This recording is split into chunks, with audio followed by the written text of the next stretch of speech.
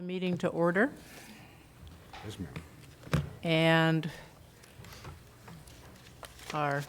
all of our trustees are present and accounted for, sitting behind their names in proper order. Welcome to the rest of you in the audience, and thank you for coming. As always, we appreciate guests and our regular crew of explainers. Today, we do not have any recognitions, so we will move directly to public comment. And we have some people who want to speak with us. So first person I have is, and I am not going to get this name correct, but I'm going to try, Kviljim Dwanyi. We messed that up. Hi, my name is Kviljim Dwanyi. First, I would like to thank the SBCC Board of Trustees for allowing me to speak on behalf of SBCC's international and out-of-state students. I also would like to thank the ASG committee for all the great work they've been doing for us. As we all know, SBCC is one of the best colleges in the nation, if not the best. This sterling reputation drives students from all over the globe, including me, to pursue their education here. And I've been proud to call myself an SBCC student. My education here has been incredible and provided me with many great academic achievements. Unfortunately, my experiences at CC, like many other international and out-of-state students, has been tainted by the recent exorbitant and unjust fee hikes. These increases have been unfairly implemented as they have come about in a non-transparent manner and without input from those that are affected most, the students. To be clear, these fees have been significant and have effectively limited at least some students has access to education. For instance, 4 years ago, I started to SBCC as a bioengineering major. I was told that I was most likely to get my transfer degree in 2 years. And I was hoping to transfer to my dream school afterwards. Unfortunately, due to the misleading caused by some of the SBCC counselors, I was convinced to transfer after taking all my GE classes. By the end of the second year, I was done with most of my GE classes and was barely started taking my major classes. In my third year, after talking to a USC counselor, I have realized that it was pointless for me to take all my GE classes over here. Don't understand me wrong, please. I was very happy to take my classes from the greatest professors in the field. Yet, my family and my bank account wasn't as happy. I was almost sure there was an increase in my tuition, yet I believed in a case like that, SBCC would let me know. This year, thanks to ASG and Education Without Borders, I was finally informed about the tuition increase. Yet, it was already too late for me to go back home, just like how my friends did 2 years ago. After learning about the increase, I wanted to see the math. As most of you guys guessed, I was devastated by the numbers. In my first semester, 2013, fall semester, I was taking 18.5 units, and I was paying $4,381. Now, I'm only taking 15 units. I'm paying $5,300. Aside of not knowing the tuition increase, by the federal law, international students can only work in the campus, only for 19.5 hours. Unfortunately, most of the jobs have been given to the citizens. While it is already really hard for us just to be able to pay our rent, the increases in our tuition is getting bigger and bigger. These increases and the lack of transparency behind them have created a strained relationship between the international and out-of-state students, as the school created an atmosphere of mistrust. Furthermore, these students, I included, feel as though these hikes reveal greediness behind SBCC's administration, which is that the non-California citizen resident students have been taken advantage of due to the school's tuition to exploit. I find this not only angering, but genuinely sad, because when I come to Santa Barbara, I felt that SBCC was my home. The lack of transparency makes me feel as if I have been lied to, and no one in my home lies to me. Thank you for listening to me.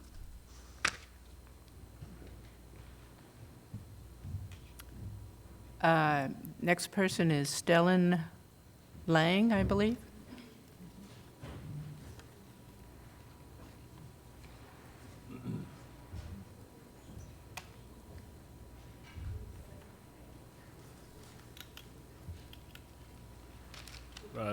Members of the board, my name is Stellan, and I'm here on behalf of Education Without Borders, SBCC, to shed some light on the student opinion. And throughout the last couple of weeks, I've been going around on campus, asking people what they think about the upcoming tuition increase of $32 per unit for out-of-state and international students. And what is really problematic is that they have no clue what I'm speaking of, and they have no idea that this is about to happen. And so the reaction I get from the people I've been talking to is that they feel very stressed about this and they feel frustrated because they're not being given the chance to financially prepare for their next semester when they have to pay more for the same amount of units that they're taking. And I know a lot of students who are working here, as much as their visa, in the case of international students, as much as the visa allows them to, and they're really struggling to pay off tuition and still have enough money in the budget to afford a good living here in Santa Barbara. And so what I would like to see from the Board of Trustees is that your policy on decision-making becomes more inclusive so that these students are prepared for the tuition increase and so that they do not come for the next semester and feel that a whole month of salary is being ripped off from their budget. And so if you make your policy and decision-making more inclusive, more voices can be heard and better decisions can be made in the end. Thank you. Thank you. Linnea Carlson.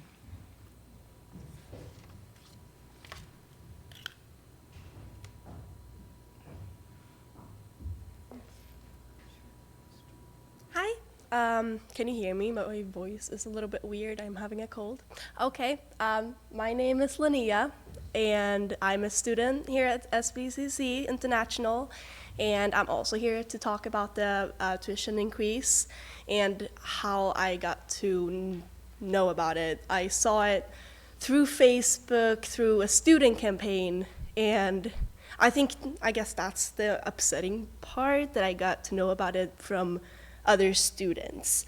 But I'm gonna start telling you a little bit about myself. I work in the cafeteria, and I'm a full-time student, and I'm a very ordinary, international girl. I work pretty hard, and I'm at campus almost all day from 8 to 8. I go to work, I go to class, I go to the library, I go to club meetings.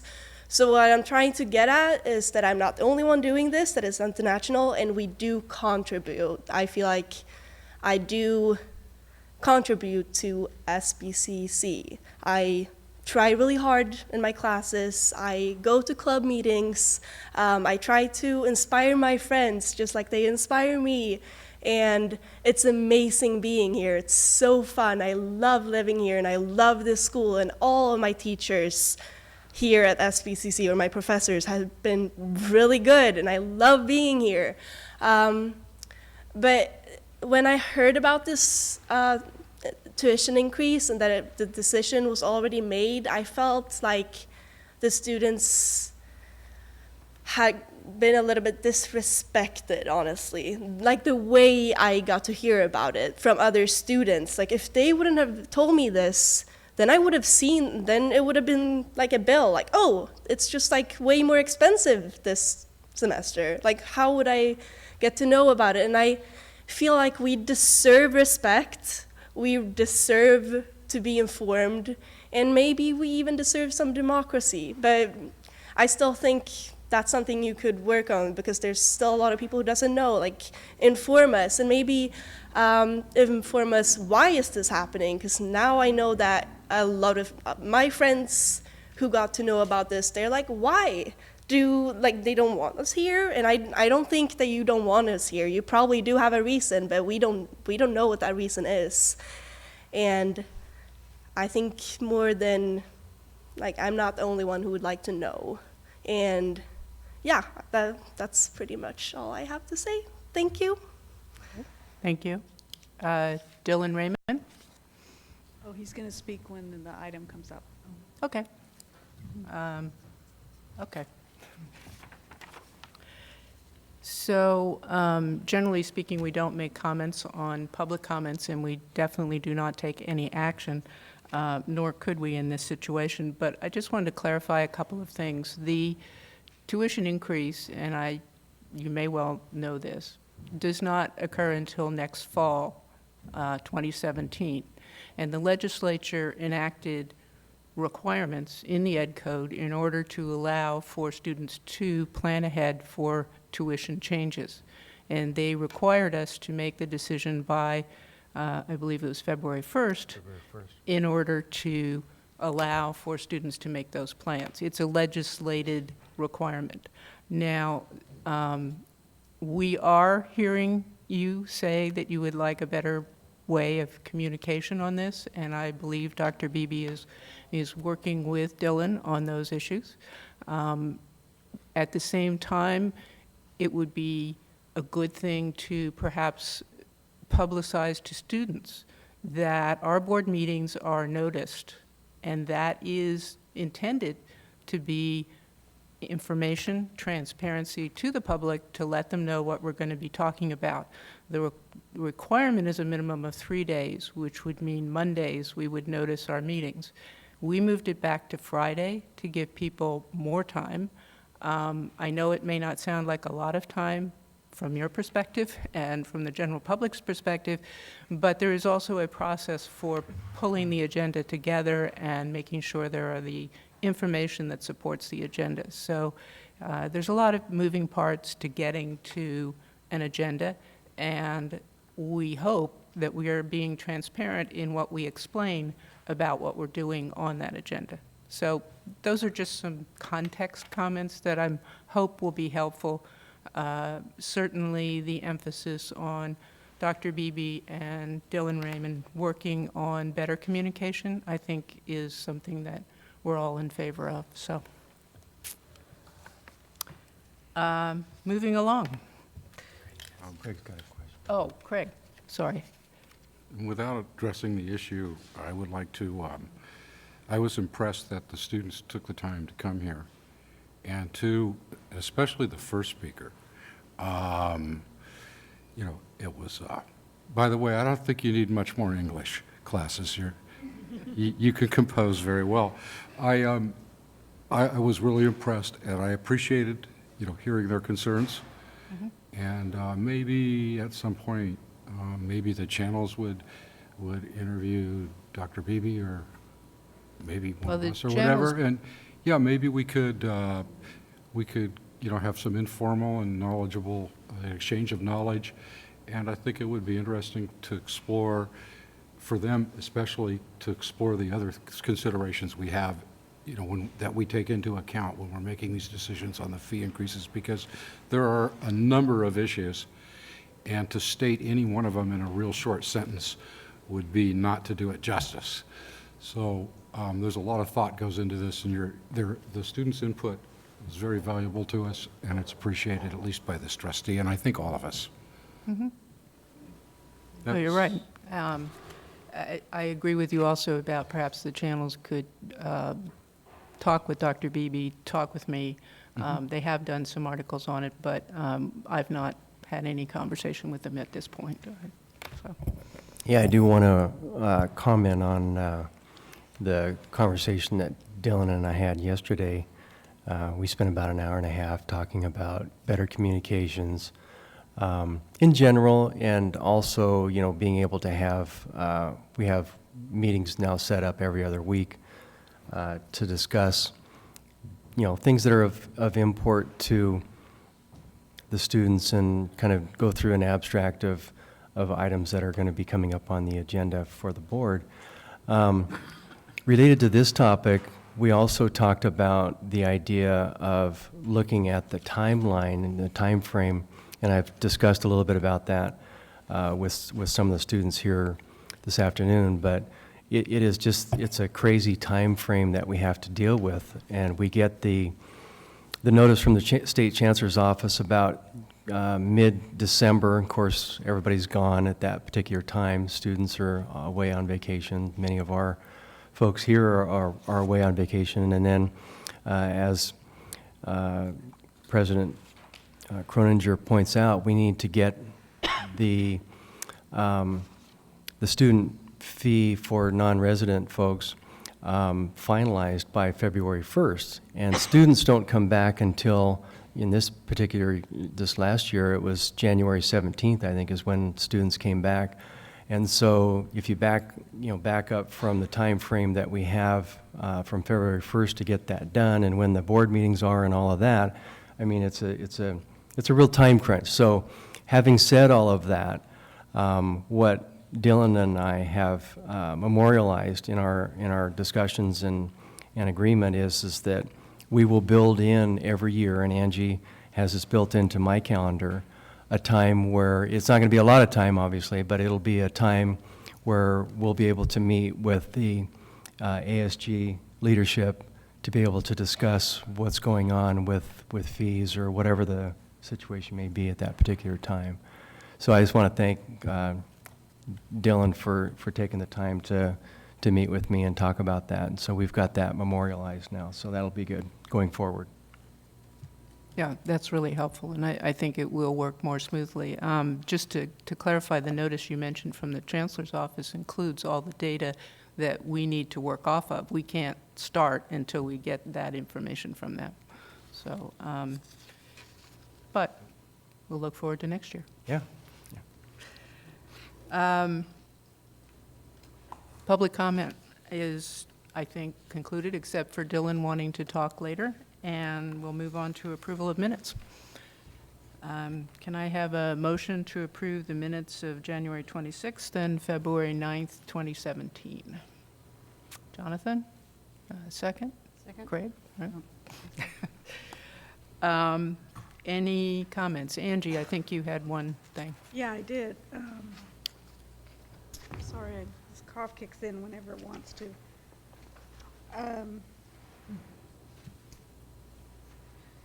Under the consent agenda items, I had stated that item 10.2 was pulled from the consent agenda. That really should say 10.1, and it was the sabbatical leaves. So I'll make that change. And thank you. Welcome. Any other comments? Okay, with that change, all in favor? Aye. Opposed? Okay. Next, we have our Measure V annual report. And We have Jack Ostrander, who's the committee chair of the Measure V Citizens Oversight Committee. How's that for a title? Jack is here, and he's going to overview the annual report that each of you have at your places. To start off with, I assume you all have a copy of this report. What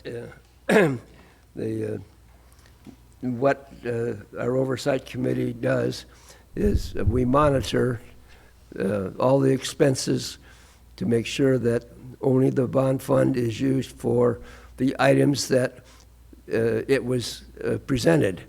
And just, I'm sure you don't have a copy like this, but this is all of the items that have been completed.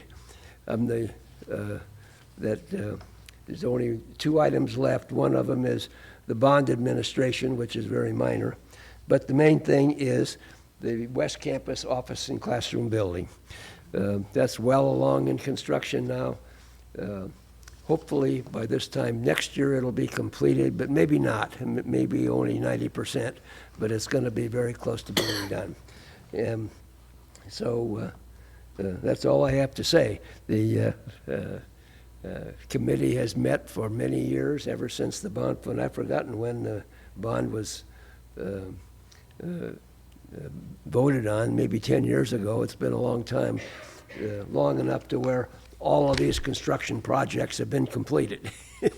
But anyway, our committee maintains that the money spent on these things, on the money coming from the bond fund, only goes for these projects and not for other things, not for things that the normal budget should cover. Anybody have questions to ask? Any questions? Peter? I don't have a question. I just want to thank you.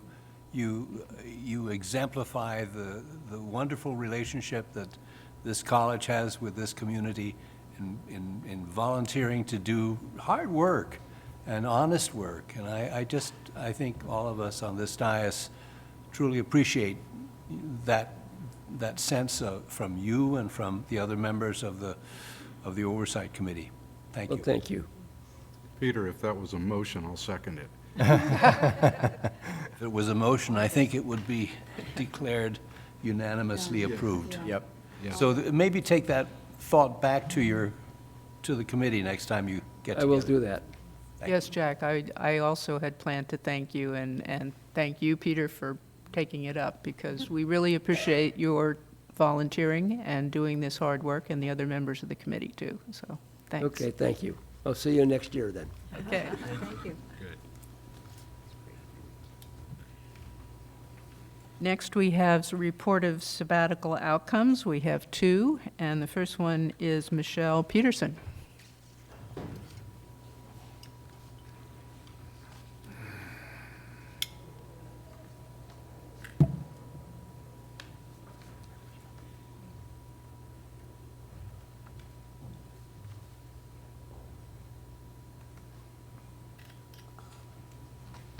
You just want to start it?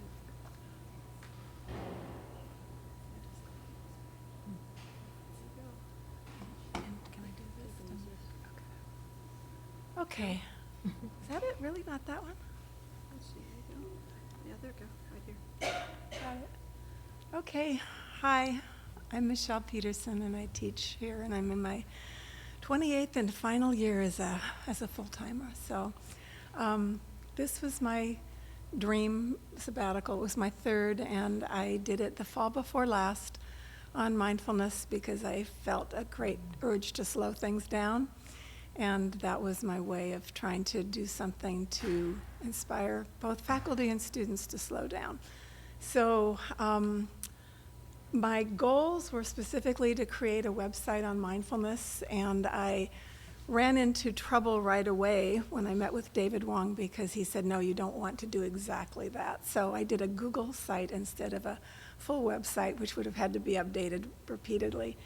And I also learned that the source from which I was gathering material had their own website with a lot of things on it that I would have been stealing, so it wasn't going to work. So I modified things so that it would work. And then to create lessons incorporating contemplative practices. So the movement is a movement in contemplative education. It's higher education specifically. So it's not when we see all the kids meditating in their classes when they're little, that's part of it, but it's not the entire movement that's going on. And then I wanted to present my work to others on campus and to write a formative evaluation of my students' spring 2016 experience when I actually came back from sabbatical and tried some of these practices with them. So what I did fall was attend an ACMHE conference at the University of Massachusetts Amherst. I've attended 3 since I started doing this, and I think my first was in 2015. And ACMHE stands for the Association for Contemplative Mind in Higher Education. And a lot of the neuroscience research that you see on mindfulness, which is out of Harvard, they're very connected. So this was the perfect place for me to be. I researched mindfulness, and being at the conference was very helpful because I learned about the best resources for the readings, and I created my Google site, and then I created lessons, and then I presented to CTL, which Patrick Foster was then chairing, and he asked me in, and people were excited at the time. I'm going to show you my website, but first I want to finish this PowerPoint because we have a problem with switching back and forth, I just learned. So since I've summarized my work to the English division at their spring 2016 in-service, I presented my project to my department, which is English Skills, in spring as well, and we invited people from the division to that, but I'm not sure that anyone came to the larger division. And then I integrated mindfulness practice into both my English 103 and my English 70 and some contemplative lessons into English 103. And I collected data on mindfulness from students. So I should tell you that I also presented to teachers at CLL, at the Center for Lifelong Learning. Andy Harper invited me to talk during in-service to their teachers on this, and I attended my third conference, and I presented to SBCC Lane Wheeler's Ed 291 students who were doing a practicum in teaching at Adams, so I've been actually to 2 of his different classes over 2 semesters. And last fall I conducted I can't read, reading teacher's tired, a faculty interest group, which Melita Haslant was actually in, so that's kind of exciting. And it filled in one day, which was also exciting because people were like, when I wanted to do the sabbatical, there was a lot of good luck on getting a sabbatical on this, and then when I put it out to faculty to see who would come, it was fascinating that it was full like that. So that was the good news, and I've been asked as well to present at Star King to the parent-child workshop. So this is all because of this, so, and I think that's all that's there. So now I get to go into the next mode. How many minutes do I have? I don't see the timer up for me. You're good. I'm good? Okay. So we're going to leave this one, and now we're going, oh yeah, because I have to sign in again, huh? No, I don't think you do. I think we're already signed Oh, you in. said you did it, you I held think it we're for already me. signed in, so. All right, so this is my little website, and this is home. And then I have an introduction for people who are interested. And it just tells you the way I approached my project.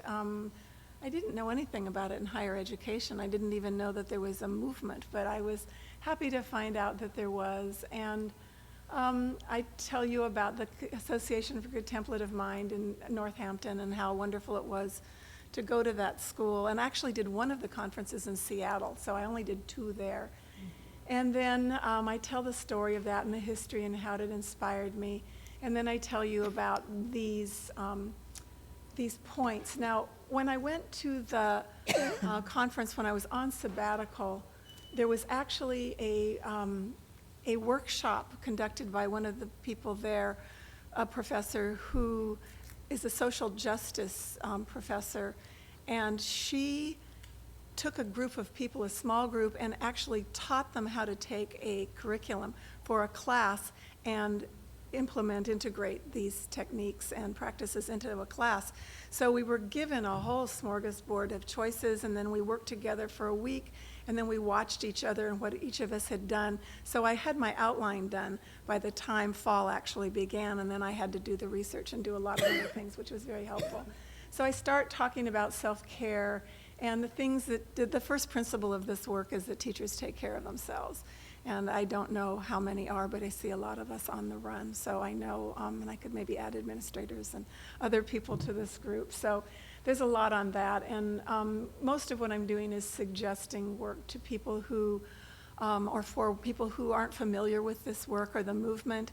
And I start with John Kabat-Zinn, who is probably the father of all of this work. From the UMass Medical School, he was asked to take the patients that weren't responding to traditional medical treatment, and all the doctors gave them to him because he wanted to try out mindfulness with them, and the results were incredible, and the rest is kind of history. So it's moved, and I've done 2 in-services here, 2 presentations at in-service, and I've talked about all the different areas that mindfulness has integrated, and one of them is, the legal system. One of them, I mean, it's everywhere. It's all over. You've seen it. It's like business now. It's spread. So it's like wildfire. And then I talk about the neuroscience. And I've shared this with students. I've shared this with faculty. I've shared this with my faculty interest group, this website. But there was a wonderful issue of Scientific America the year before last on this work and on all the science that's been done around it. And in fact, today at the library, one of my students, we're doing our research now, and we're doing our research on neuroscience and love. So it's all playing together because we were doing the meditation, and then one of them wanted to use that mindfulness article that I'd used, and because she had to pay $10 for it, I gave it to her free. So that was kind of a slip. But I talk about evaluation. So the first conference I went to in Seattle was about the suspicion within academia because there's no way to evaluate this, and so how people were fighting it. So there's a lot on evaluation, so I thought I'd better put that in there to cover me. And then there's a lot now going on with qualitative evaluation as well. And one of the women that I've spent summers with, Kakali, she has just published a Routledge book on qualitative meditation, qualitative evaluation. Boy, I'm gone. I've been teaching. I've been here since 9:30 this morning. So, contemplative practices themselves. This is what I want you to see because this is what's so fabulous. I'm almost done. Is anybody counting? So these are the practices. So they've been categorized, and you can see that they're incredible. They're taken, a lot of them, from religious traditions, particularly Eastern religion. And when I did the South Coast, I did my minor in composition years ago with the South Coast Writing Project with Sheridan Blau. And a lot of the practices that we learned in script are the same as many of these. So I happened to see Sheridan last Friday at our in-service and shared that with them. So you can see their creative practices. So I've done in the classroom, we've done music, we've done journaling. Of the generative practices, we've done Lectio Divina, which is very much like close reading. We've done visualization, we've done beholding. I think we've even done a loving kindness meditation. Their movement practices, see the letter A up there? Help me get this college to build a labyrinth. So I really want to have a labyrinth on West Campus so we can walk it, because I can see us. I can see students doing it. And there's one out in front of Trinity Episcopal on State you've seen. They're fabulous. And I presented this 2 years ago and nobody heard me, and they didn't hear me last year, but I'm hoping you hear me. And so I'm a yoga teacher, so that piece is part of me, and we don't really do yoga in class because there are liability issues. But you can see that council circles, you see many classes meeting in circles, so that all comes, it's inspired by this work. And deep listening, storytelling. So a lot of these things are things that I've done. Stillness practices are when I start a class or after a break we do 5 minutes of just meditation. So it's been wonderful, but this is the piece. So this is the tree of contemplative practices. And this comes from the association. And anybody that is involved with them gets one of these. So there's a membership. The college can, in fact, have a membership to this association, which is quite interesting, as well as individuals. But our college is not a member. And how do I get back to, how do I go backward? If I want to go, do I? Click on the second tab up there, contemplative practice. Oh, there it is. Okay, there. And then I want to show you the blank tree. So you can go in, I can go in and present the big tree, and then the blank tree is something I can have people fill in the ones they're doing. And that's been very interesting. Like at the CLL in-service training, I had teachers at tables, and then they were filling in with what they did, and then they were sharing. And then there were their own takes on some of these. And so there's no end to this. This is something that's alive and people are building on. And so there's no real handbook for it. So I think I've got one more. Now if I want to go back a screen in my thing, I go like that. No, it didn't work. I want to go back to my table of contents, my home page. It should be at the top. It is at the top. I just didn't know. Okay, I don't want to do that. Here's a reading list, and here's students. So there's a real long reading list. And then I have other things. I have my favorite things too that I liked, as well as the one that I told you about. And then I have student comments. So I just am going to end by reading one student comment to you. And if I can get this on track. Okay, where are they? Here they are.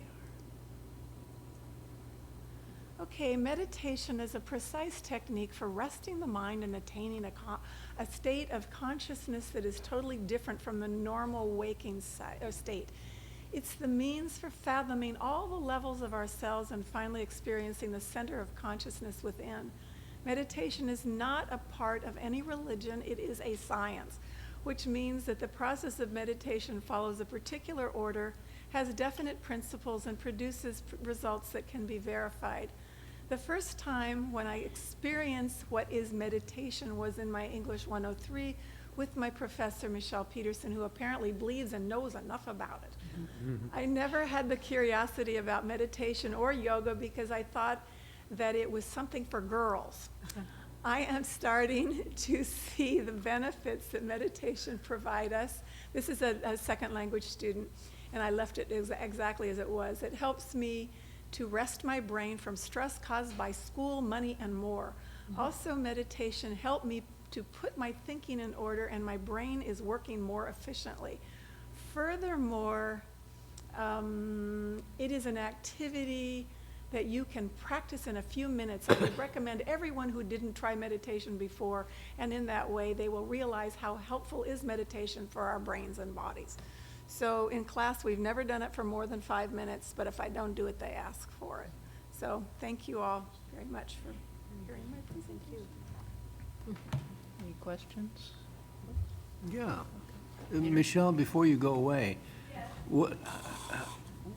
how could you describe how you might apply this in a classroom? Well, first of all, there are 2 tracks, basically. So I could have you all meditate right now, and you'd get it fast.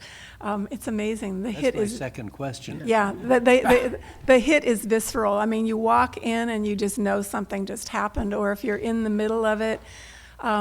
We did it. I said I need to meditate now. So sometimes I say I need to meditate because I'd come from the library for the first class, so I ran over to teach the other one. But basically, I have them settle in, and I give them prompts to get relaxed in their chairs. And the ultimate piece is to follow their breath, and to notice thoughts as they go in front of them and as they hear noises outside, and that's all fine. When they find themselves tripping out and thinking and figuring out what they're going to have for dinner and about the girlfriend they're fighting with or whatever it is, then to come back to the breath, because the breath is the most immediate thing. And that's the benefit of the breath, is because it's right now, and the whole principle is to be here now. So the lessons themselves, the lessons that I created, I have a whole packet of them that I shared with my faculty inquiry group, and that their goal was to create their own, and so this means it's kind of underground. Nobody really knows about what's going on, that this is happening, but the lessons are ones that slow down whatever the normal lesson was. So they create a place in each to look at yourself, look at what you're feeling, look at what you're experiencing, looking at what you're thinking within the lesson. And that's probably the quickest way I can describe it. So I had a lot of full-time faculty that were part of that. And so they all know this. They know now how to do this. So is there evidence about the relationship between meditation and retention? Yes, absolutely. There's evidence from Harvard that the brain is restructured in 8 weeks after meditating daily. So in good ways. It's unbelievable. I mean, it really is. I'm a meditator. I'm somebody who started meditating when I was 24, and it's powerful. I wouldn't be here if I hadn't meditated. I know that. So there's hope for even us. There's hope for everyone, and I just want the students to understand that. So, we have choices, but the students in the class have to do what the teacher says. So I have my captive audience, so I introduce them to this. And of course, many, Phil, what's Phil's last name at UCLA? The coach, the basketball coach. that won all the games with Kobe. John Wooden. No, Phil Jackson. Yeah, at Lakers. What did I say? Yeah, UCLA. Yeah, they meditated. He's a Buddhist. They meditated. That's how they won everything they won. So it's everywhere. It's in law school now. It's in the police department. It's in the coaches are doing it. It goes on and on. It's all over. So it's in the elementary schools, but it's also in higher ed if people will let it in. So my hope is that people will carry this work forward when I make my exit. Okay, thanks. You mentioned your work with the South Coast Writing Project. Yes. And so being a fellow myself, and I met, Sheridan, and Tim Dewar runs it now. It's an amazing fellowship. And is there a sense at City College that faculty are interested in the Writing Project fellowships? The teaching practices from the Writing Project are an amazing way to develop teacher capacity and are transferable. I wouldn't have been able to teach comp without the South Coast Writing Project. I'm not a fellow, though. I did it for credit. Okay. So you can do the South Coast Writing Project. I did a minor in composition, so I attended everything as a credit graduate student years ago. But I learned everything that I know. And it's fascinating because Sheridan was just at our Friday spring retreat, which we did at the Fleischman Auditorium this year for the English division. And he's at Columbia now, and he is doing the same. It was like hearing him again. It was so refreshing. I went, wow, I understand why I was so captured, because he's really a psychologist in a way. And so I think that there's a huge opportunity, with our secondary English department and City College. And if there's interest with collaborative work with the Writing Project and Santa Barbara Unified and our faculty, it's amazing, you guys. And I think that that's something to either talk about with Unified and just really, if there's interest with the faculty. I know that there are some faculty that went through it that I met the summer, but it's a great resource in our community, and it's the teaching practices are game changers across all demographics. Absolutely. And the caliber of collaboration that is built in the network is it's priceless. So that's, I think, something that is worth for us. Obviously, your faculty, I can't do that, right? But I would be delighted to see that type of partnership and really take advantage of such a great resource that's right there at UCSB. And it is still there. And Yes, it is. Jack Hobbs is still there. Yeah. I mean, many of the... Tim Dewar's running it, and he has elementary school age gals and girls, and you have some very invested folks in the community that are looking at all demographics, in particular the demographic of our promise students. And so it's a project that is very focused on Santa Barbara and looking at all of our students and in a very authentic and organic way. So And it's linked to the National Writing Project. right, which is yeah, also which is even a plus. So I'm anyway. taking notes. I have notes. Okay, Thank you. Thank you. Okay. Thanks, Michelle. Thank you, Michelle. Next, we have Melanie Eckford-Prosser.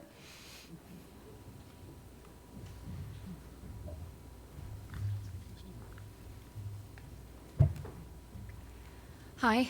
I'm in the English department, which is the other side of the English divisions from English Skills. So you have a double English whammy today. You're so lucky. My sabbatical grew out. It's my first sabbatical. I've been here 15 years. My sabbatical grew out of a question. And the question came from an observation. And the observation is when you teach English, especially when you teach English 110, which is basically the first semester composition, college level composition, or English 111, which is the critical thinking through literature course. Students say, I've just got to get it. I've just got to get through it. And there's a moment where you start to feel as though you're at Jiffy Lube, and that it's just, and that's how they treat. I mean, I think part of that is what we have done through thinking of students as consumers and encouraging them to think of themselves as consumers rather than learners. You just check off the classes that you need. I need X number of classes to get through, to get on the next step, which is the next step onto the following step. So when you're teaching and you're looking at students thinking like this, I think it's important to sort of shift what we ask them to do and it's important to shift how we think of them and what they're doing. And so that's what informed my sabbatical. My sabbatical question became this question of transfer, not transfer to go to a different school, but transfer of knowledge. Transfer of knowledge is what is centrally important to the way students think and actually the way that they really learn, right? So there's a sort of superficial learning. Yes, this is what, how you describe a cell, and then there is this real question of transfer of knowledge. So when I use transfer, I'm going to be thinking about transfer of knowledge. Now I'm going to come to a slightly more detailed definition of that in just a moment. So I proposed my sabbatical project after heading the Committee on Teaching and Learning and participating in a summer project in which we gathered to discuss how SBCC's ISLOs might intersect our own disciplines. And, I'm gonna out the faculty here. Most of us don't particularly like the ISLOs. But when we came out of this project, the general feeling was that there was actually a lot in the ISLOs. So how do we get the students to see what the ISLOs are, right? Rather than the Jiffy Lube approach. So the material discussed at that gathering can be seen now concretely in the Make Waves projects. Priscilla was part of that. We were in the same room hashing out various things, and in various faculty inquiry groups. That's also where faculty inquiry groups came from. So I knew that I would need to research the teaching of organization because that's what I was particularly interested in. Why are students not really thinking about how they organize their papers? And that might sound like it's not a big deal, but if you can rethink, my founding warrant of the whole sabbatical is if you can rethink your organization so that it's not coming from this outside template, it's being generated by the way you categorize and think through your knowledge, then you're engaging with the material, and then that possibility of transfer happens. Okay? So while I had this fabulous idea, or I thought it was a fabulous idea, I was teaching spring and summer session 1 of 2015, and I had also signed up for IPATH and gone through IPATH training, which is non-cognitive training, and I'm still working with that group and still doing those things. But I had the highest level of plagiarism I had ever seen, and I taught online for 14 years. I had over 30% of the students were plagiarizing that I could find, which means it was probably closer to 50+%. Okay. So what I began to think about was that part of the sabbatical also needed to be very pragmatic research about why students are not engaging. What's stopping them from really wanting to think through the material? And I began to think that about the effect of certain ways of teaching organization in writing as a kind of habit. And so part of the sabbatical began to explore questions of habit. It goes into grit and the changing of mind, the sort of Carol Dweck approach, but it also goes into Charles Duhigg, who wrote a lot about changing habit. And I think that's particularly useful. I've used that with my students. I'll explain that in a moment, what that is. And I try to imagine writing from the positions of students who are willing to plagiarize. What is it, why is it you would be willing to make that choice? As the sabbatical continued, I began to research practical ways to help them out of that set forms. So there's a few things that are going on here. There's this question of engaging students. There's the question of the transfer of knowledge. There's the question of the students' resistance to learning, which I think comes from the Jiffy Lube approach. And then there's this other question of how do you ask people to really rethink the way they see something on a regular basis in a comp course, say. So there's very little material written about the consequences of organizing the middle of a paper, which was pretty fascinating to me. A lot written about an intro, a lot of set pieces about how to have a hook to grab your reader, a lot of pseudo information about what to do at the end of a paper, but not much in the middle of a paper. Most of that is left to classical rhetoric. And for the books that actually really go into any detail about that, they say, look at all the classical rhetoric. Here are these classical forms you can use. that does not necessarily play well with our students. And it's not that it has to play well with them, it just feels so far, it goes so distant. So I spent a lot of time looking at various school websites and writing centers, and while I was researching, and this is how I got to the transfer, my real focus on transfer. While I was looking at that, I was looking at the transfer of skills across disciplines. So originally, I had thought that the question the sabbatical would approach is how to organize essays and tie it in with certain ISLOs. And I think to a certain extent, I'm right about that. But then what it also made me realize is that I think our ISLOs are in fact wrong. They're well-meaning. They're completely well-meaning, but they're wrong because we're making a flawed assumption about the way knowledge transfers, or doesn't. Right? What I had envisioned initially was some sort of discipline-free way, discipline-free curriculum that could be accessed by students. But as I worked on the project more and as I did more research, I've come to see that the most effective way to teach a more complex form of organization and to encourage students to engage in writing is to root writing within what I would call the threshold genres of a discipline. Okay? So what is a threshold genre? Threshold genre is not the same as an outcome. It's not saying that at the end of the class a student will be able to do these things. A threshold genre, if you think in a very literal way, you cross into a room across a threshold.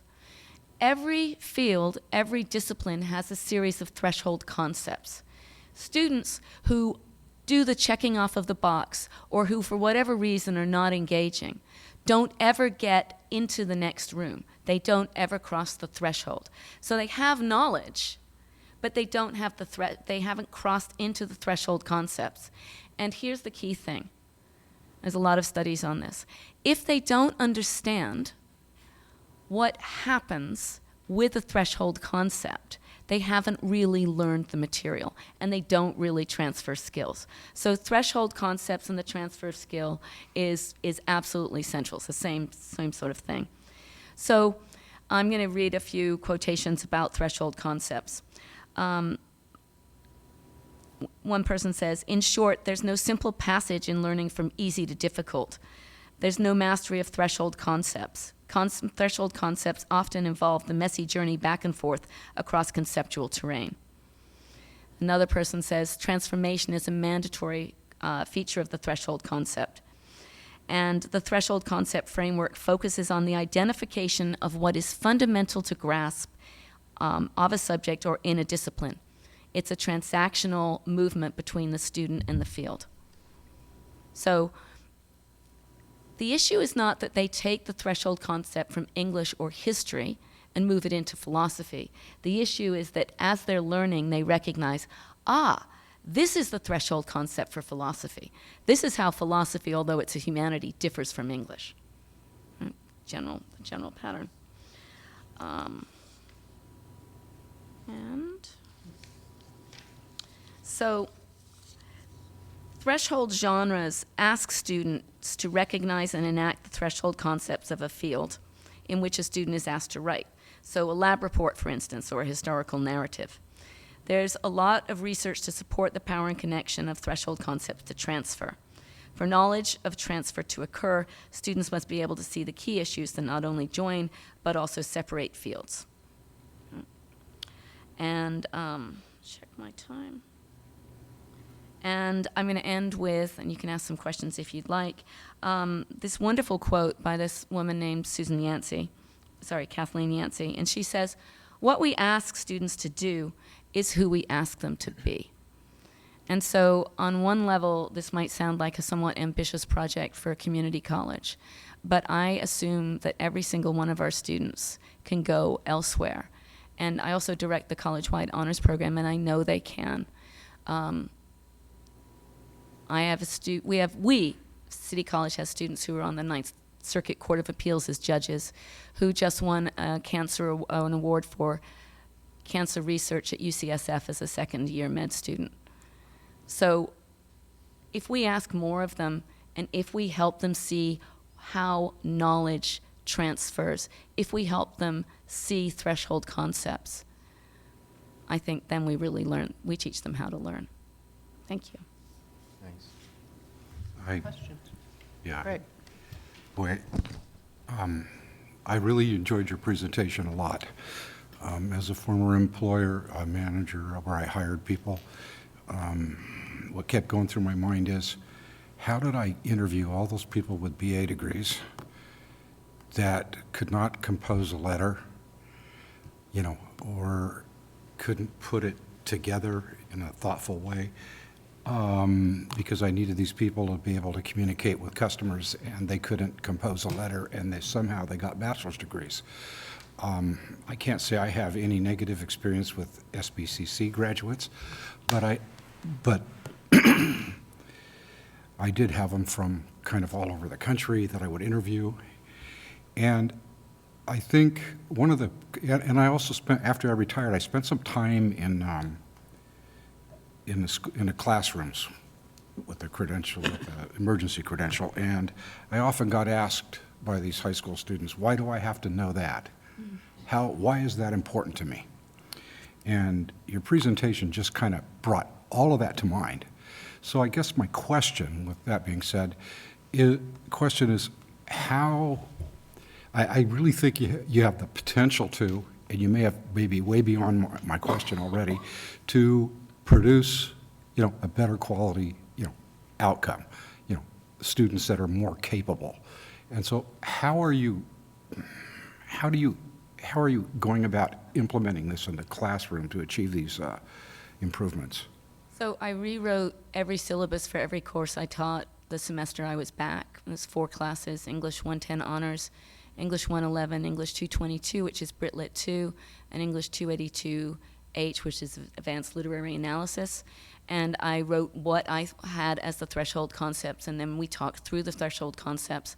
I was also working with this idea called, or a movement called, rhetorical genre studies, which at first I thought was going to really work after teaching through RGS, rhetorical genre studies, for a semester. It's not what I had hoped it would be. In the English department right now, we have a subcommittee on English 110, which is, I think, arguably one of the largest classes on campus, where we're rethinking some of our approaches to the course. And so I've presented and am presenting that material, this sabbatical material there. So it's going individually into my classes. It's going to the department, and then I hope to offer it. And I should talk to Priscilla about this. I'd like to see where it can go out to the faculty, because if you bring it all the way back to where it began, then it asks us to rethink our ISLOs and what the whole project is. Thank you very much. So actually, I enjoyed both of yours, and I actually really followed what you were saying, and I can show you how I connect with this. So the Santa Barbara Unified School District, and with CERC, with the Channel Islands Regional Science Initiative, and so they're really looking at the convergence between science, ELA, and math. And so I understood as that interdisciplinary connection of kids and students having to read and write in the discipline of science, of mathematics, and what that looks like. But there are these prerequisite skills that are needed even to access some of those discipline-specific texts and vocabulary and further reading and writing that they'll have to do. The fact that that work would start in an English class, I think I'm biased. I'm an English major and a teacher and a reading specialist, so I feel like the skills acquired through a liberal arts education and in English are fundamental and important. I think that, again, there's opportunity here to work with, and just all the wonderful capital that's here at the college with the knowledge our faculty have, because the district is trying to move in this direction. And we have resources here in terms of the knowledge that our faculty have been able to bring to the table through sabbaticals. And this work is a huge undertaking. And so to get our students literate in disciplines like science, like mathematics, is going to be a huge undertaking at the TK 12-14 level. So again, I think that this is something that, if you were interested, that the district would benefit from the work that's already happening in-house to support teachers and support students. And I even think of getting in our dual enrollment classes, what that could look like to start getting some of those reading and writing courses at the high school level, so that when our students come here and they can start getting credit. I don't know, I mean, my head's already kind of spinning and going, but I really connected. And so it's the Venn diagram from Stanford that Tina she had put together. And, you know, I'm sure you guys have all seen it. It's the convergence, NGSS, all the mathematical practice in the ELA. And so it's a big deal across California. I'm sure it's a big deal in Goleta, but it's specifically a big focus right now for Santa Barbara Unified, where science has become something that they are committed to. But how do we do that with ELA? So anyway, excited for your work, and I think that there is potential for more collaboration. You know, I've thought that for quite a few years now, that basically what you English teachers do, what you actually do, in my terms anyway, is you teach people how to learn.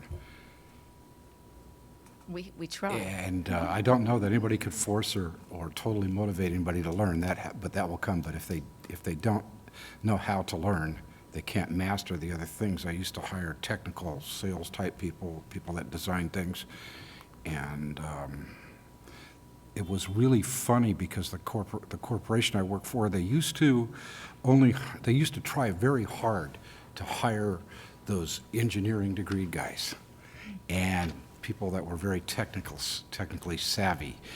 And I found I had the greatest success with people with liberal arts degrees. They were able to pick up the technology and they could communicate. Their communication skills were much, much higher. And that's the key. I'm impressed with both the presentations that I've heard here today. And it makes me feel good about all the time I'm putting in for sitting at this board and knowing that, and getting to know, what you've done, why we're number one. Thank you. Other comments, Peter? I think virtually any teacher worth his or her salt is in the same business of enabling students how to learn. That's what we do. We call these people teachers. I think that the two presentations that we've had today, plus the previous presentations of our sabbatical faculty, goes a long way toward explaining why Santa Barbara City College is consistently rated as the top community college in the country. I think we heard from two pros today, and they did well. Thank you. Thank you so much. Anyone else? Comments, questions? Actually, I had a question for Melanie, if you don't mind.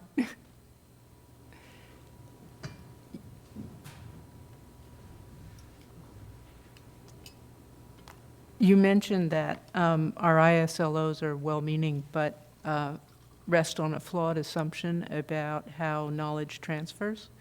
Could you explain that a little more, what your thinking is on that?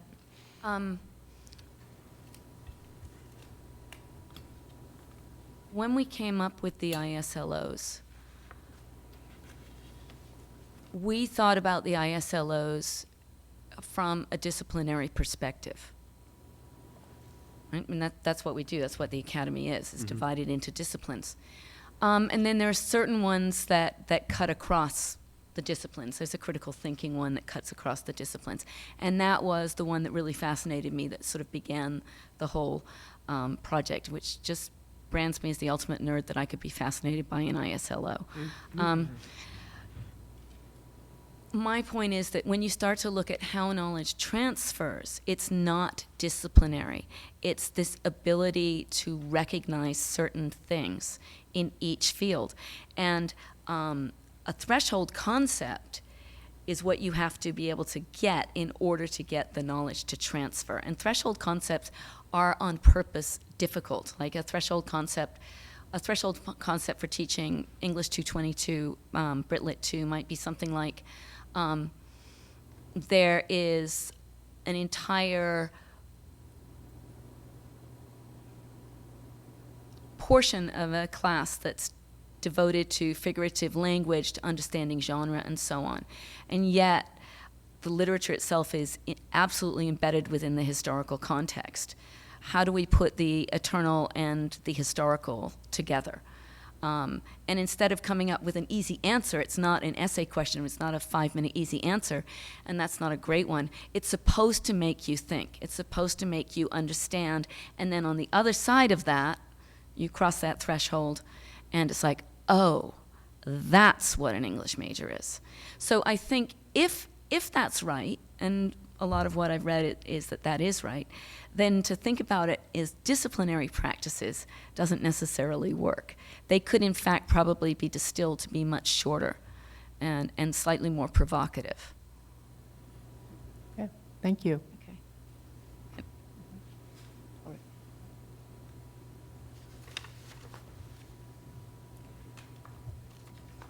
And that brings us to our next item, which is the draft vision statement. We had a interesting discussion last time. Priscilla gave us a lot of her time in thinking on it. And this time is our second reading. So the recommendation is to approve the vision statement. So before anyone has any further comments, if they even do, can I have a motion to approve that? So moved. Jonathan? Peter, you get second. Okay, does anyone else have any comments? I do, John? if I may. Of course. You know, and I really do appreciate Dr. Prosser's comment about and discussion about crossing the threshold concept, because I think it really ties into this vision statement and where we can go with this. So I really am pleased to be able to present the vision statement for the second time, hopefully, and get approval for this. For those in the audience and those watching this via broadcast, I do think it's important for us to just state what the vision statement is that we're talking about here, just to real quickly. The vision statement reads, the draft vision statement reads, Santa Barbara City College strives to build a socially conscious community where knowledge and respect empower individuals to transform our world. There's a lot to that, and I do want to, before I get too far into my comments, make sure that I thank Dr. Priscilla Butler for her masterful job of talking about the foundations and processes that went on in order to get to this statement. And I also want to make sure I thank the 1,300 people that contributed to this in some way or another, including 900 students and 400 faculty and staff. And I believe, I know for a fact, some of you contributed input to the survey that went out talking about the vision statement itself. You know, it's important to note that while we have a mission statement, and we have had a mission statement for as far back as we've done research, and that describes the functions of the college. We have not had a current vision statement for at least a decade, maybe longer, and the vision statement being an aspirational statement about where we ultimately want to be with the college, where we're headed, a stretch goal of some kind or another. And so this has been quite an event and quite an accomplishment for the college to be able to come up with a vision statement that has been such an organic process. And in so many ways, I think that the vision statement that we have is very, very timely in terms of the content of what it is that we're talking about here. You know, as Dr. Haslam pointed out, from the beginning of our vision statement concept, we have always acknowledged that Santa Barbara City College does phenomenal work in terms of learning and teaching, and that's been recognized and documented, as we know, all over the place, all over the state, all over the nation.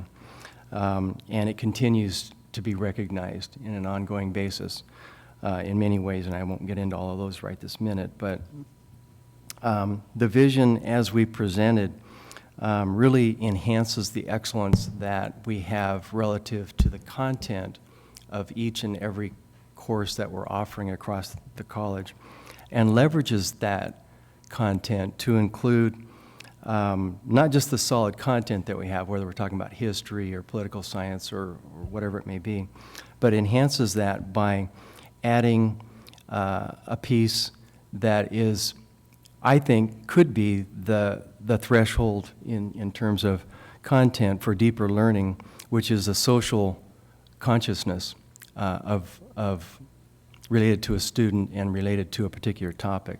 It brings it home, it makes it personal.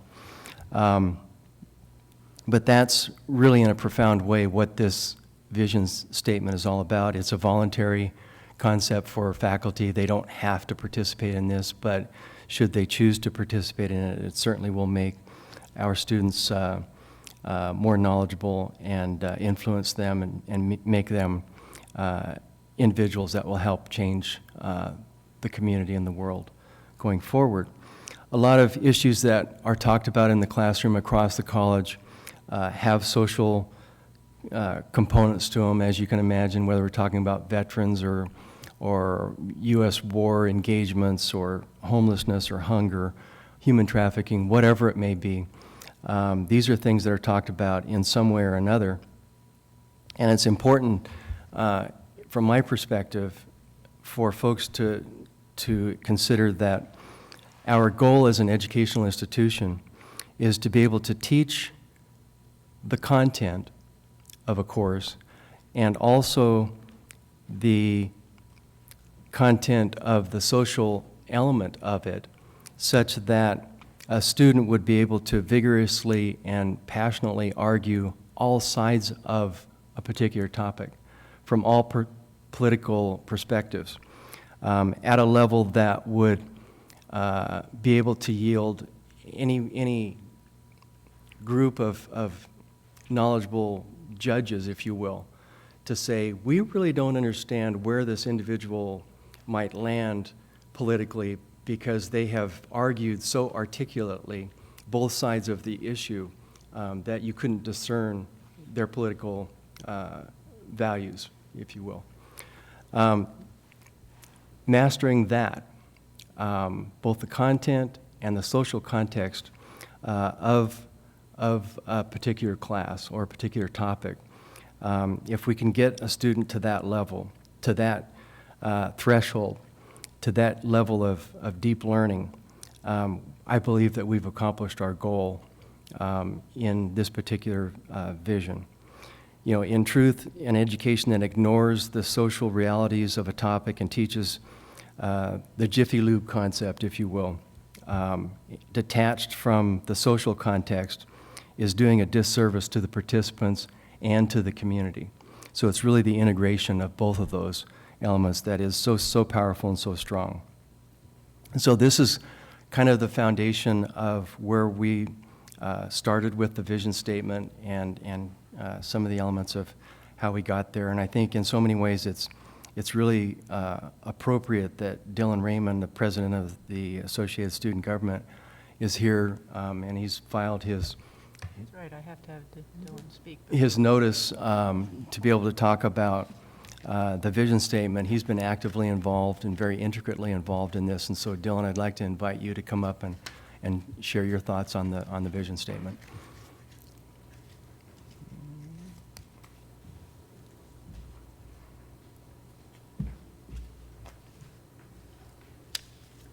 Thank you, Dr. Beebe, and good afternoon, President Croninger and members of the board.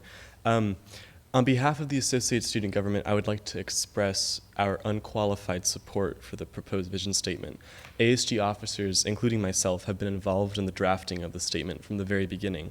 We feel that the statement, as it is, fully reflects the values of our student government and of our student body. During our conversations at the drafting table, we discussed values, because how could we not? In drafting a vision statement, we are tasked to articulate our vision of the future. In other words, our hope for what our college and our world will ultimately look like. How can we divorce our values from such a hope for the future? And it's clear that at this college, the values of our faculty, our staff, our administrators, and our students overwhelmingly resound with certain fundamental themes. A theme of social consciousness. Here, feel connected to the problems and issues present in our society. We are determined to remain vigilant and ensure that all students who study here understand the world as it is and are cultivated with compassion and empathy. A theme of empowerment, so that once we've opened students' eyes to these unfortunate realities, we provide them with the passion and the ability to solve those problems. And lastly, a theme of a worldwide community, because we know that as a human race, we are all inherently interconnected. Our vision transcends oceans and borders. So I think going off of everything you just said about values and this statement, as you said, students have been involved in this whole process, and you know the student government.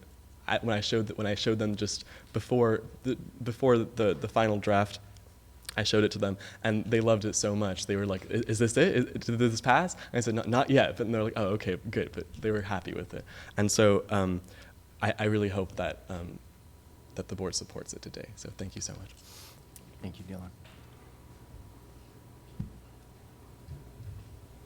Well, thank you, Dylan, and I apologize for not putting you right at the front, and Anthony as well. Thank you for your comments.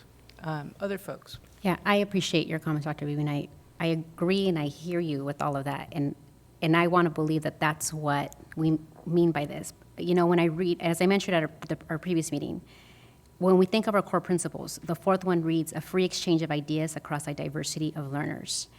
And what I don't know is, again, what I said last time, is empowering someone to transform our world. I don't know that the majority is going to allow the minority to have a voice in what that transformation looks like. And our core principle says that we will have a free exchange of ideas across a diversity of learners.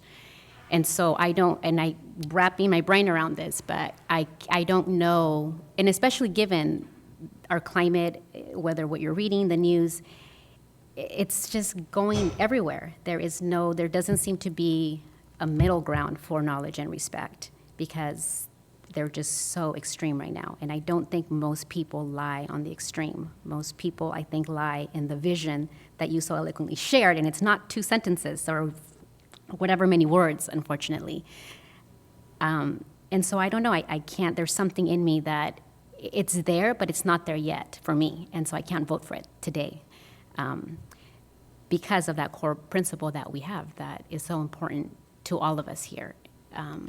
And when I think of a vision, I don't just think of our students. I think that I would want our classified staff to know that there's a community across the street, and that, you know, I envision, that there would be a service learning for our classified staff, and then that would be, you know, they're socially aware of what's going on right across the street in that neighborhood. And then they would go out. And so I think of a vision statement to encompass everybody, from our groundskeepers to our classified staff, to the faculty, to the parking attendants, security. And so, and not that it's not a bad statement, it's just not, something's not settling, because I don't have peace that that's what's going to transfer. But what you said is what I believe should transfer. So that's just still Hard where to I get hold. that. Hard to get what I said and what Priscilla and Dylan and everybody else has talked about with this, you know, down to something that you can get your arms around, you know, in some reasonable way. But I hear you. I hear you. Peter? The 2 words that really speak to me are knowledge and respect. Yeah. I like both of those terms separately, but put together, they bring distinct meaning to this vision system. And that's why I will support it. But I also understand what you're saying. And I don't see this as a static statement that is forever poured in concrete. In fact, I think I'd probably vote against it if that were the case. I think we should get this statement, along with our mission statement, back to us on an annual basis and have a look at it. It is the process of deciding that's more important than the decision, because it'll keep it in front of us for a very long time, and it will engage our community for a very long time. And I think there's value in that, because if there's truth in what you're saying, we should keep looking for that transactional piece of it that may not be there. I wholeheartedly support that. And I support this, this statement, this version of what the students and what so many of our faculty have come up with. That makes sense, Peter, and I appreciate that comment. Let it happen and see, does it compromise our core principle, that we would have that. At that point, if we as a governing board feel like, hey, at that point, would we have already built so many people that are already empowered under this vision that we are finding that there is a minority, that then it would be so out of our hands, because how dare we, it has been vetted by everybody, that we couldn't bring it back to the table. Well, that's taken care of by the automatic nature of it. If we decide now, the next year we want to have another look Revision. at it, I think that takes all the suspense out of it. It simply makes it something that we do on a routine basis. And I'm not suggesting just a one-year review.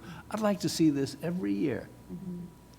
So that kind of, I guess, makes me think of, and as we look at our board goal, we talk a lot about like our, moving towards like end policies and looking at what, so I guess thinking of this vision statement, that we would, at the end of every meeting or whatever, say, well, what was accomplished at this table that further fulfilled that mission or helped us get closer to fulfilling that vision as we envisioned it or whatnot. And that's something, we're not there yet, but I know we talked about it. But we've talked about it a couple times, actually. So that might, I appreciate that, and I can go with that if that's like the sense of the board, that yes, you put this out here and it is something to revisit and not something that's just on the shelf, because I feel like we spent so much time with the educational master plan, so much time with the vision, so much time with our core values, and this is now the third thing kind of tying it all together. Mary Ann. I understand where Veronica's coming from, because in education, especially K-12, I think, documents get written and then they get filed and they become the word. And 20 years later, you look at a yellow paper and you say, oh yeah, that's what we've been doing. And I'm assuming that this is not the process that we use for anything, and we haven't been recently using that process. So I assume we won't. But I do want to say that one of the things I liked about this vision statement is that while it isn't direct, it does at least imply that there will be action. It is not just, this is what we see in the distance. This is something upon which we will act. And I think vision statements don't usually do that. And I like it. Craig? Well, I'm inclined to vote for it, and that's what I've made up my mind to do, but I had a couple of things. I listened to concerns, I listened to what Veronica said. And those are questions I asked myself when first time we read this, and I found that Priscilla's presentation the last meeting was extremely helpful to me. Because what I did when I read this thing again and again yesterday is like to look at every single word and what could each word possibly mean and put it together. And because I've done that, the questions that I had, or issue I had, very similar to what Veronica stated, got answered by looking at, to me, by looking at one word in the statement, and that was the word community. The community to me means everyone in the community, all the different factions, everything's considered, everything's addressed, and we're looking at it, as good for everybody, and we didn't leave anybody out. That would be, the goal would be extremely idealistic to be able to accomplish that, but this is supposed to be a stretch statement. That's right. Okay? And that's why I feel, since I can't come up with the better wording, and a lot of people have put a lot into this, I'm sure that after we live with this for a year, we may come up with some better ways to define, what our aim is, where we're going. But until that happens, this is certainly better than what we had. So my vote would, that's the way I see it, so my vote would be yes. would the maker of the motion entertain an amendment, a friendly amendment, that would suggest that we review this on an annual basis? I do, and I think if we have a board policy about the mission statement, it might be interesting to just put a Review board them policy in, yeah, make a dual policy that has both and says we review both every year. So I support that, and then we can do a formal policy later. Okay. So you would amend this to include the idea that we would review it next year annually, regularly? Yes. And obviously, we could decide to change the interval if we, in the future, if we felt like we'd seen it enough for a while.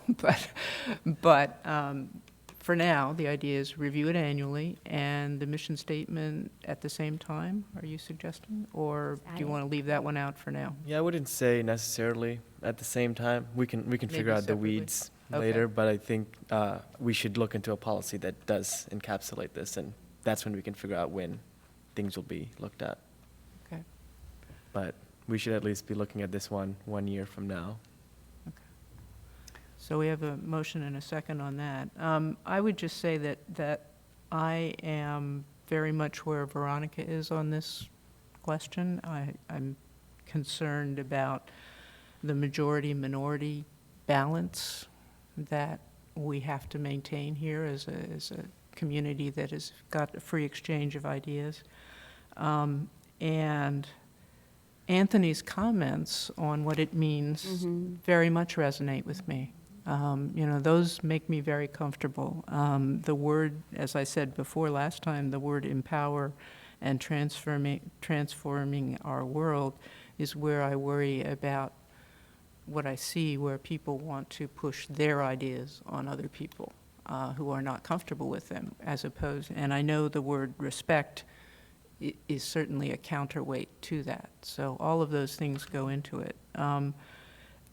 I regard these statements as important because I went to a high school that had what in effect was a mission statement, a vision statement, and it was, generally I think they're too short, but this one, it was a Quaker school, and their statement was, in slightly religious language, "Behold, I have set before you an open door." And to me, that was completely non-directional. It was an open door. And I am giving you that education to take advantage of where you may go in the future. And the second principle that they had, which meant a lot to me as well, is that every person has an important contribution, an important viewpoint that we should listen to. So those two things are really formative for me, and that's one of the reasons why I regard these kinds of statements as formative for the college. So I think, in summary, for me, the suggestion that we revisit regularly and talk about these ideas is a good way to go. I'm not perfectly comfortable, but I do like the idea of coming back to it, and I appreciate the work, the thought, the process, and the support of the college that went into this. So, anybody else? Jonathan? Yeah, I just want to speak on the transforming the world, our world portion, since I think I'm reading it a little differently, or I'm interpreting it differently. But I think I said this last time, but people are transforming the world every day. I mean, it's an uncreated world. It's being transformed always. And that's why I think that our vision is good, because it says that when these individuals, we're not going to say how they're going to transform it, we can never predict that, they're going to be doing it with knowledge and respect. So I think we're instilling those values as opposed to others as people move on from here and do whatever they're going to do to transform the world, which is it could be something very small.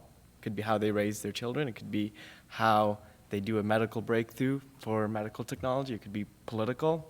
Doesn't really matter. Transforming our world is ambiguous, but it should be done with knowledge and respect. So that's why I'm very in support of this. Yep. That's interesting. Peter? A final word on, at least from me, on why I love those two words, because the second one, respect, is so frequently absent in the public dialogue, especially as it takes place on the other side of the Potomac River.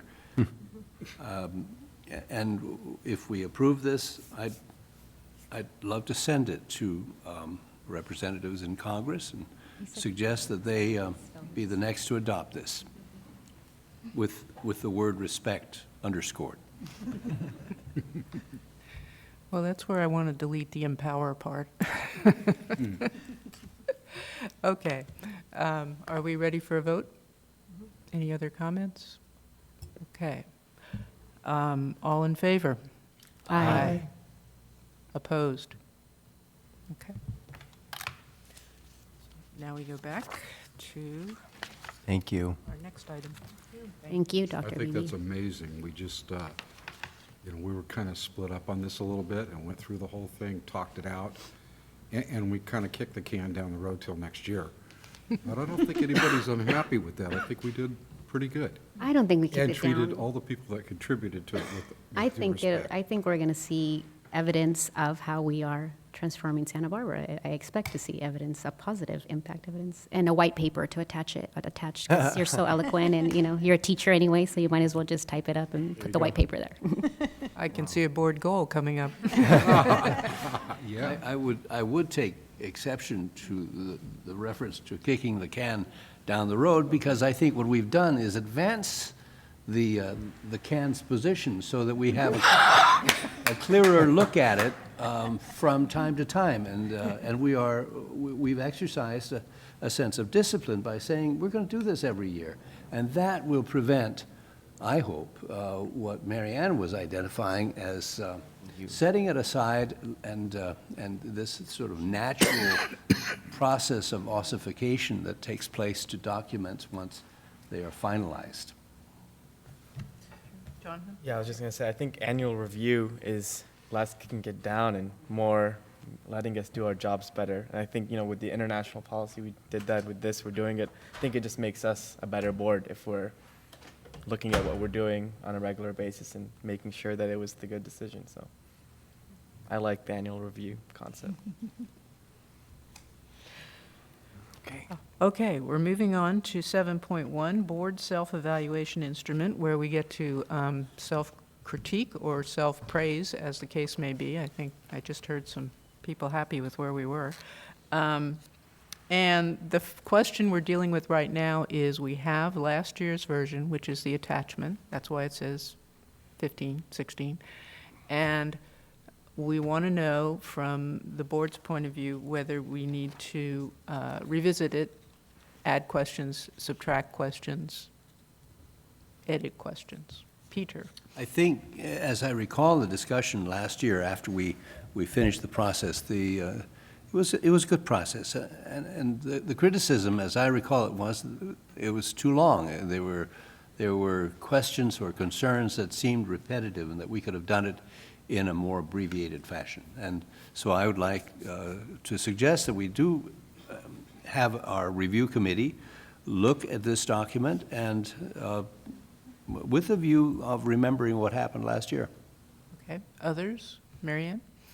And I was probably one of those who complained about the length, but in order to establish a baseline for this, we actually shouldn't change anything this time, so that we have a straight comparison based on the same exact words in the same order with the same length, so that if we're tired at the 10th question, we were last year too.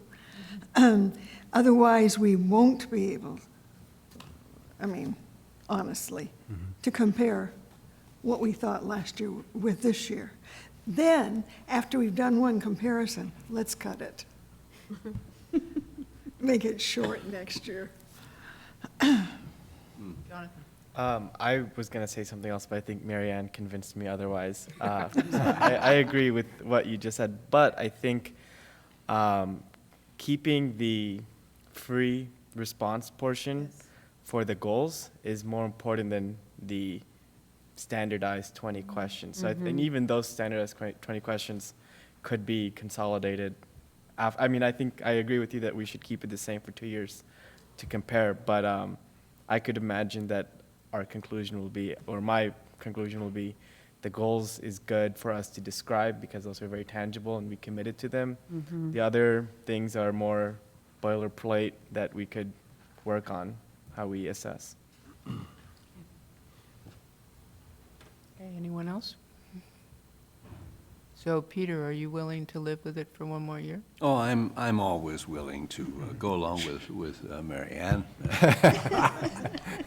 You know, Especially since Jonathan pointed out that we can change it for next year. Yeah. Well, in going to a non-multiple choice thing, we wanted narrative because, you know, when you give a test, oh, you memorize you just can pick ABC.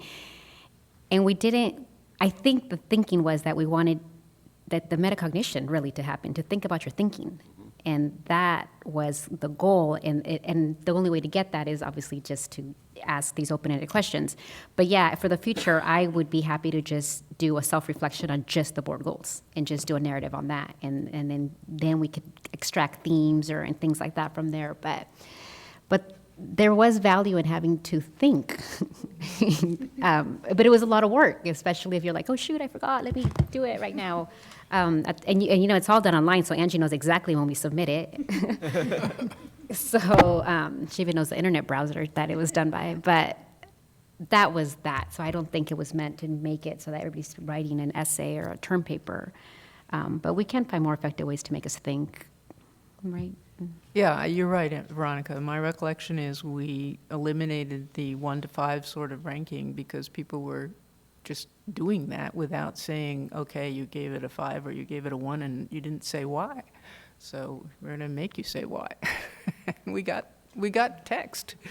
And I think too, because this is tied to our accreditation, it's tied to like how, so it was more like, do we have, like, I know that Marty doesn't need to give me a narrative on a lot of these things because I see evidence of her leadership and so many different things, right? But it was more of how can we make this as public as possible for people that don't watch our board meetings all the time, or that when accreditation comes up, that there is some data point or evidence that they can point to and say, oh, well, yeah, these folks really are thinking about this in that way. And I guess that's the only way we thought that we could, other than the scale. And it wasn't to say, Peter, we're wasting your time. We know you are effective in this area. It's for when these other measurements come in. I don't know if that helps in the... It helps a lot, thank you. Okay. So same one this year, and next year this will come up again, and probably people will want to shorten it up, at least. Well, but if I may, the second part is about the goals, and they should be the 16, 17 goals. So Oh, yeah, it'll all get updated with the, yeah, so with that the part new can't stuff. be compared really in some ways. Yeah. You know, but I agree with Mary Ann about having the first 20 questions, I think it is, yeah, being the same. It'll be interesting to look at both if we can. I'm sure Angie can manage It's the it, same or people, or right? Robert. Do we From need, last year? New president. Well, yeah, but do we need a motion to approve this? No, what we needed was, if we wanted to change it, then we needed to appoint a committee to Okay. do it. And we do not seem to be planning to change it, so we're done with that until Angie sends it to us. Maybe a little sooner, give us 3 weeks instead of 2. Does that help anybody? Or do you just put it off anyway? Yeah. Let's be honest. deadline is. Aware of the deadline. All right. Our last item is community outreach, and Anthony is going to give us the introduction here.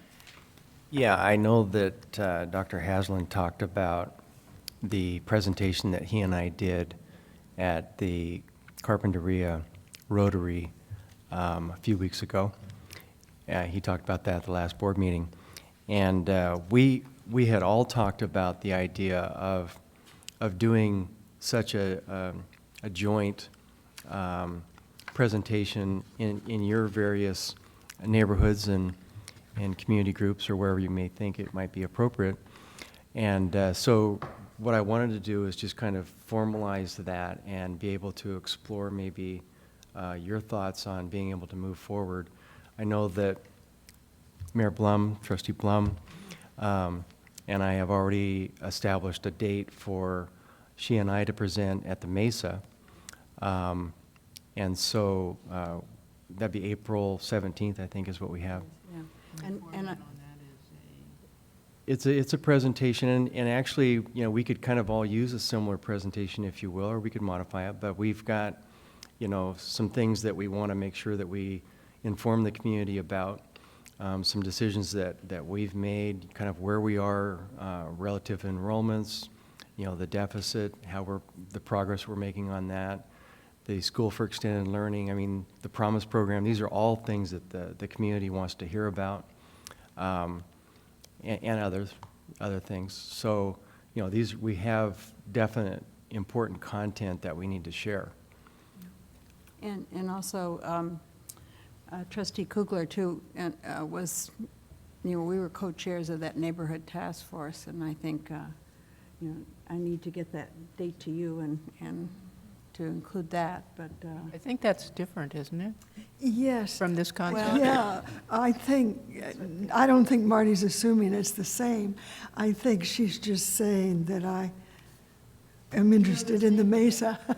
Okay. But it is true that we are hoping also to meet with the Mesa Task Force and do sort of an assessment of where we are on those points that they brought up and that we listed, that where we needed change or relational work.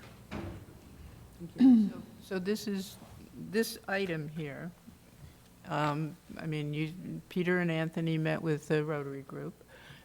Marty and Anthony are planning a meeting, a town hall type meeting for the Mesa. The idea here is this is a chance for each of us to come up with groups or events or places where this sort of communication could occur out in the community. For an example, in my district, my area, geographic area, there is a homeowners association, which is quite active, long-term organization called the Riviera Homeowners Association. And they meet twice a year, and the obvious meeting for this kind of a discussion might be in October. So, you know, it's sort of thinking ahead, what types of groups exist and would be open and interested in hearing about these things. So, suggestions? I love this idea. I think, you know, we should be doing this every year on a regular, you know, formal basis.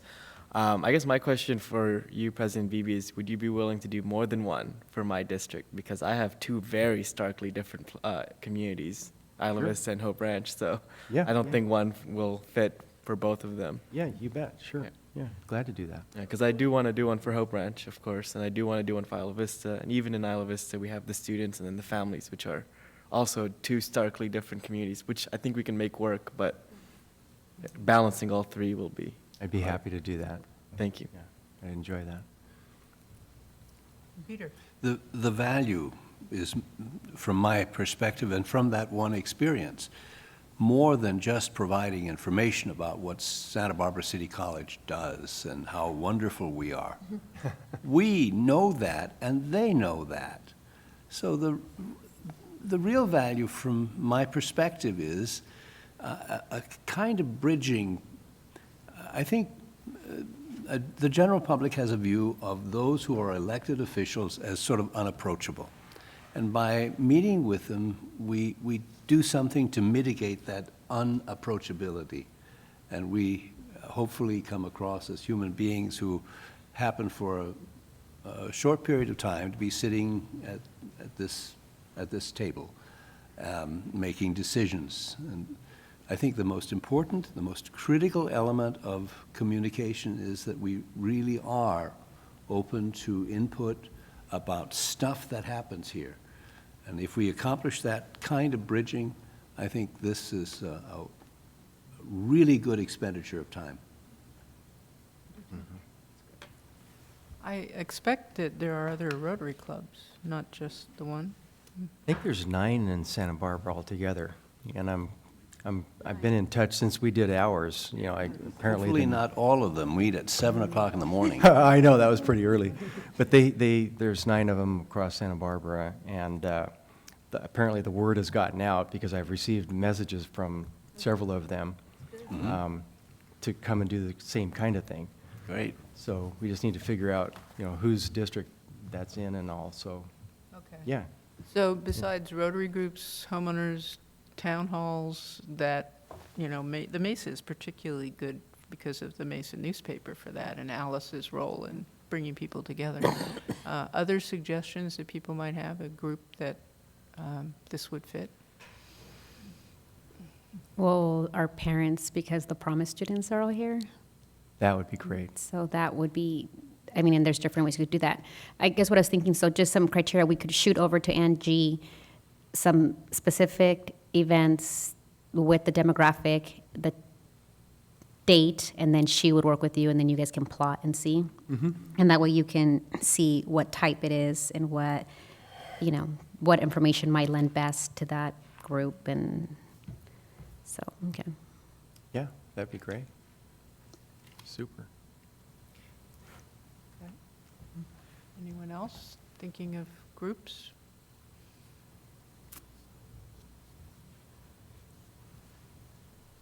Okay, well, this is an open-ended one, so if new things arise, also, we're going to need folks to coordinate through Anthony and Angie, keeping track of what's going on, so we don't overwhelm Anthony, and we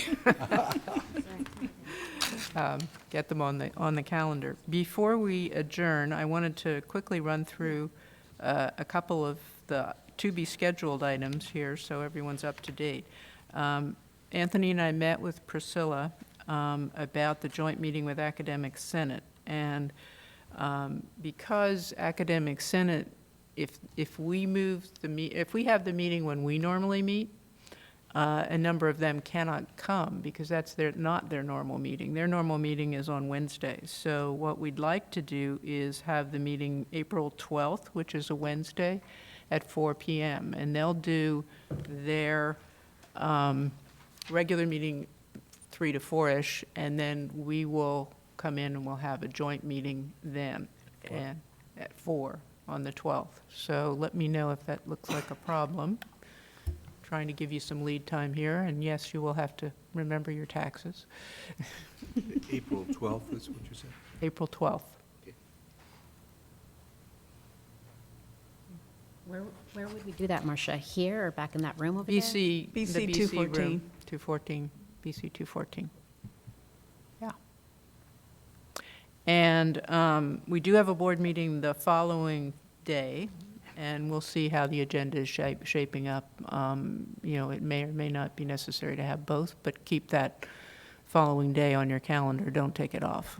And then we still need, and I'm going to ask Angie to start trying to find the right date for meeting with the Student Senate and the Foundation Board, if we can. I know they also have a difficult schedule, so. But we want to be sure and catch the Student Senate before we get to finals here. Facility master plan, that's still a bit ways off because we are in the hiring process. So we need to complete that process and have the new business services person take on that responsibility and be your lead person for pulling that together. Update on student housing. I think some of that will come in connection with the ad hoc committee, and I'll give a report on that next time, but we've had a meeting with Janet Wolf, and we have another meeting scheduled, and we also expect to get, I think, some recommendations back to you guys as soon as we complete that set. Marianne already touched, and Marty touched on the SBCC Neighborhood Task Force. The idea there being that both of you put in a huge amount of time with the task force, coming up with recommendations. The city was a part of that, and we'd love to hear about how it's all worked out. So we're looking forward to that one. You're going to do for us an update on the School of Extended Learning when that is ready for an update. Yep. Okay. And then I have a couple of things that I was going to add to this list, just so you know. One is we have mentioned, I think, from time to time, Jonathan brought up the idea of an organized calendar and approach toward legislation. So a policy on how that occurs and, you know, what are the steps we learn about legislation. We say that's important, or that's not important, or we support it, we don't support it, that kind of thing. Also, I think we have touched on public communication. Kind of, we have a little bit on that, but we don't have much. So I think as board members, maybe we should have something a little more detailed on board members' public communications. How does that occur? Because among other things, the big issue is always going to be that we need to be consulting with Anthony and supporting, so we're meshing together in our communications with the public. But there are other aspects to it that we may want to include. And we don't really have that on the books. Marcia? Yes. I just wanted to comment real quickly, just to give you all a heads up. Luce and I and her staff are planning on putting together an annual community report, and I'm thinking that there will be some space reserved for a board report embedded in that. I mean, just along the lines of, What's your timing? Luce is here. I know she's been working on it. Hi, board members and President Beebe. Yes, we're working on an annual report to the community. Our timeline would be to have it hit the streets in July. So we're right now in the process of outlining it. We have reserved space for the board if there was something like a letter from the board president and an update on your activities for the year. But it's something that we're really excited to bring back. The college used to have something like this some years ago, so very excited about that. Well, that sounds great. I'm just thinking about when are you going to want to have that so you can produce it? Have the information from The you board- in the next couple of months. Okay. Yeah, probably So- between now and the end of May. So we have Okay. some time. So we have some time to Yeah. talk about it, because I'm sure it's not all that lengthy, but, maybe we would like to have a chance to say what are our highlights that we all want to be Oh, sure are in there. And you'll have lots of narrative from the board evaluation to draw on. What, could you define hit the streets? To have it in print, ready to give you all copies to have in the office, to think about how we may want to share it. We also plan to have both a print version and a digital version that we can send out electronically as well. Hit the cloud. I guess my mind was thinking about who should receive it, and do we have a plan in place, or thinking about creating a plan that would allow us to distribute it. I think that's... Yeah, those are discussions that we're having with Dr. Beebe about how many, physical copies do we print. I think having the digital version is great because that we can send everywhere. I imagine we will also, follow up or have it coincide with a press release and have it on our website and kind of start a tradition of having something like this on an annual basis. And I imagine it will grow and evolve depending on what's happened in that year, and, just go from there. And you already have a distribution email list, right, Yes. with the bridge? For the bridge, Yes. right, exactly. And it's growing, Yeah. all the time. Good. We're into thousands now with that. Marcia, you mentioned board community outreach communication. I mean, I think Luz is an amazing resource for us, and I mean, I don't have to utilize her much, but when I have, and I don't know if we do enough, but I think that when we do get inquiries or we are wondering, at least I see our role as enhancing and supporting the work that's already happening. And since we don't work for the college and we aren't always here, not that we want to bombard you with emails, Dr. B, but I think you're a great resource for us to bounce off, like, what we're learning, and we're thinking of responding this way based on everything we have, or is that still the case? Because I feel like you guys have minute-to-minute information, and we have, because we can't talk to each other, so we have, based on the last board meeting, and then our own stuff, and then we can go back. But I know I feel comfortable doing that if I need to, and I feel like I would want to encourage my colleagues to utilize Luz because I feel like she's very on top of it. And we do want to further the work that you guys are doing and not give you more work because sometimes, we could. No, thank you, Trustee Gallardo. Absolutely. I'm here as a resource for the board, and I'm pretty much always available, as I know Dr. Beebe is as well. And we're happy to support you in any kind of issue that might come up or questions that you have. So that's very good, yes. As Yeah, a point person. Yeah, but I would also suggest that you CC Anthony. Well, yes, no, I wasn't going to bypass you. She doesn't work for us. No, I know that. I'm your That was kind employee. of my concern. Yeah, because no. before we No, had absolutely. been, Yeah. let's, No. the president works for us, but we're not to No, I didn't mean that. Yeah. No, over but interact with. he and Luz are always talking anyway, but Yeah. I think that we want to be sure that that Anthony is in the loop I with appreciate whatever that. we're Thank you. out there saying. Yeah. So. One last thing I'm thinking of adding here is kind of a hot topics suggestion.